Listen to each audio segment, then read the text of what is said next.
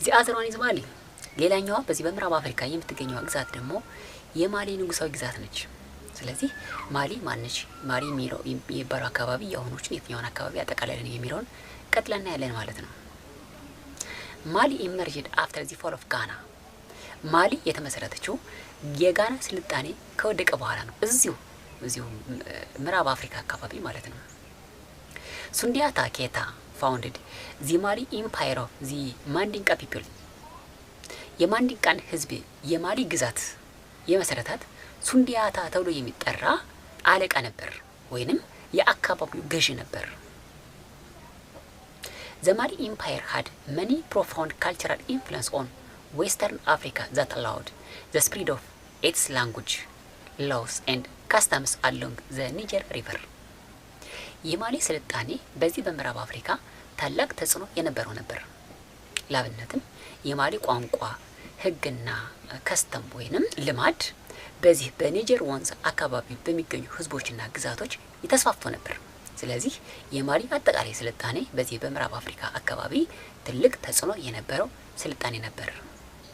The greatest king of Mali was Mansa Musa, who ruled from 1312 up to 1337.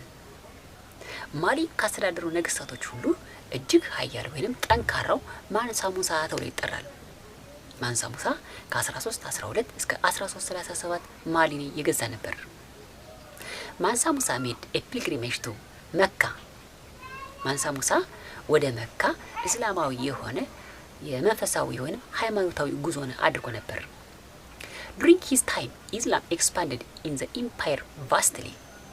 በማንሳ ሙሳ ዘመን ነበር እስልምና ሃይማኖት በማሊ እጅግ በስፋት የተስፋፋው። ማሊ was famous for its Islamic studies. ማሊ የምትታወቀው በዚሁ በአካባቢው ወይንም በምዕራብ አፍሪካ በእስልምና ጥናት ነበር። Timbuktu, the capital of Mali, became one of the most important Islamic learning and culture centers. ቲምቡክቱ የማሊ ዋና ከተማ ነች። ይቺ ከተማ ቲምቡክቱ ተብላ የምትጠራው የማሊ ዋና ከተማ የእስልምና ሃይማኖት ትምህርትና ባህል ማዕከል ነበረች። እንግዲህ ቲምቡክቱ was the capital of Mali. ቲምቡክቱ የማሊ ዋና ከተማ ነበረች።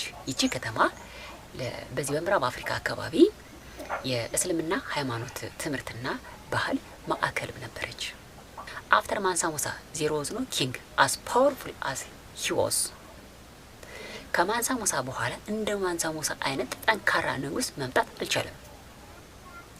The great kingdom of Mali weakened due to inefficient leadership and attacks from the neighboring peoples such as Tuareg. ለማሊ ስልጣኔ መውደቅ ዋነኛዎቹ ምክንያቶች እነዚህ ናቸው። እነሱም inefficient leadership ወይንም ጠንካራ መሪ ማጣቷ እና attacks from the neighboring people such as Tuareg ከማሊ ጎረቤት የነበሩ ቱዋሬጅ የሚባሉ ህዝቦች ነበሩ።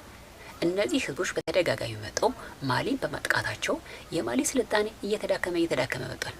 ስለዚህ ለማሊ ስልጣኔ ምክንያቶች ዋነኛዎቹ ማሊ ጠንካራ መሪ ማጣቷና ተደጋጋሚ ከጎረቤቶቿ እንደ ቱዋሬጅ አይነት ህዝቦች እየመጡ በማጥቃታቸው ምክንያት ነው።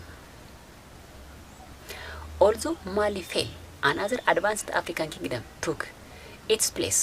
This kingdom was Songhai. ምንም እንኳ ማሊ ብትወድቅም ወይንም የማሊ ስልጣኔ ቢዳከምም እዛው ማሊ ከነበረበት ግዛት ላይ ሌላ ጠንካራ ወይንም የላቀ ንጉሳዊ ግዛት ተመስርቶ ነበር። ይህ ንጉሳዊ ግዛት የሶንጋይ ንጉሳዊ ግዛት ተብሎ ይጠራል። ስለዚህ በቀጣዩ ቪዲዮ የሶንጋይ ንጉሳዊ ግዛት ማን ነው የሚለውን ደግሞ ቀጥለን እናያለን ማለት ነው።